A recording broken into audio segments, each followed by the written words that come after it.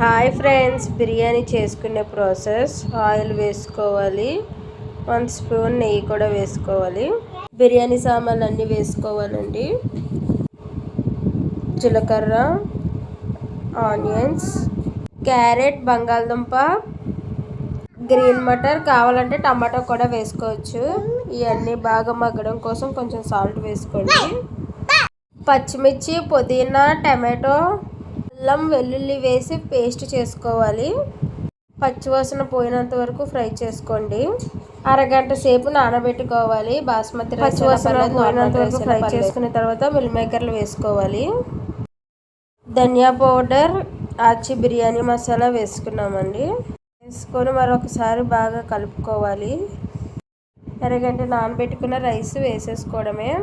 Water అనేది అసలు ఏమీ వేయకుండా రైస్ వేసుకోవాలి. గ్లాస్ బియ్యానికి 1.5 నీళ్ళు వేసుకున్నామండి. కరెక్ట్గా సరిపోయాయి మాకైతే. సాల్ట్ అన్నీ సరిపోయలేదు ఇప్పుడే చూసుకోవాలి. దానిపై మూత ఆవిరిపోకుండా క్లోజ్ చేయాలి. టేస్టీ అయిన బిర్యానీ రెడీ అయిపోయినట్టే. చూడండి, పొడి పొడిగా రైతా